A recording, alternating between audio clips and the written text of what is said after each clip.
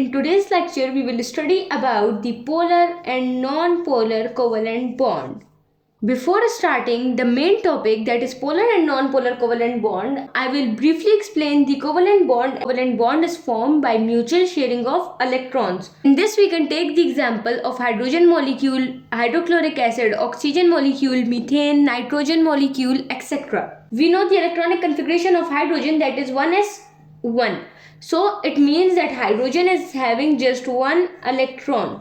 In the covalent bond, we are concerned with the outer electron only. So this is one hydrogen atom and this is another hydrogen atom with one electron. We will represent the electron of one atom with dot and the other with cross so that we could easily see the mutual sharing of these electrons. Now at this point we know that they should have either 2 electrons or 8 electrons in its valence shell. How many electrons it is having? Only one electron. And how many electron it is having? Only one electron. So in this case what will happen, that they both will share this one electron. This is one hydrogen atom, this is the other. This is the electron of one hydrogen atom and this is the electron of the other hydrogen atom. One dot and one cross makes one bond. So in this case single covalent bond is formed. Our main topic is polar and non-polar covalent bond. So, what is non-polar covalent bond? The bond that is formed by the mutual sharing of electrons between atoms having same electronegativities. Now, which atoms will have same electronegativities? The atoms that will be same. Two same atoms will combine together.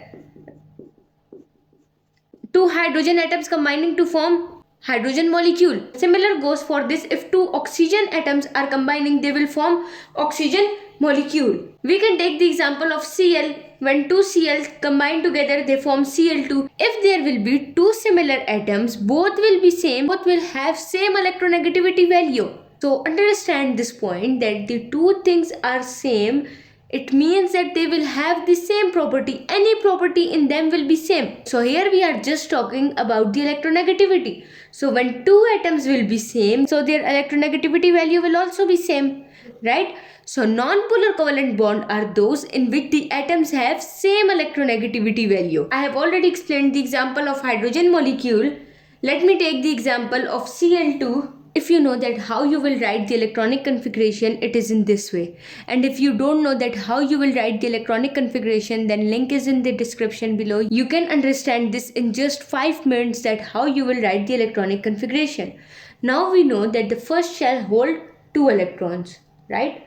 So 2 electrons will be in first shell. That is K shell. The 8 electrons are in the L shell. That is the second shell. And the rest will be in M shell. The first 2 electrons are in the K shell, the second 8 electrons are in the L shell, and the last 7 electrons are in the M shell. I already told you that in covalent bond we are concerned with only valence electrons. So here I have drawn the only valence electrons, that are how many? 5 plus 2, 7. So I have drawn the 7 electrons. Now we will draw the other Cl, that will have dots, right? Now they will mutually share these electrons with each other. Now how many electrons they need? This is having 7 electrons. It need only one more electron. And this is also having 7 electrons. It also need only one electron. So they will have these 6 electrons over here and 1 electron here. It will share its 1 electron. And it will also share its 1 electron. So now how many electrons the Cl is having? 2, 4, 6, 8. And this is also having 8 electrons. So one dot and one cross makes one bond. So in this case, one bond will be formed between the chlorine atoms for the formation of Cl2. Now, what is polar covalent bond? The bond that is formed by the mutual sharing of electrons between atoms having different electronegativities. Now, which atoms will have different electronegativities? That will also be different, like HCl. H is a different atom, Cl is a different atom.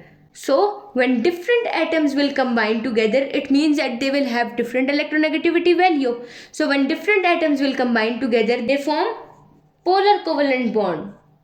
We can take the other examples like NH3. This is a different atom and hydrogen are different. The bond is forming between them, right? So in this case also poles will be formed and this will also be polar covalent bond. Two different atoms will combine together because they will have different electronegativities.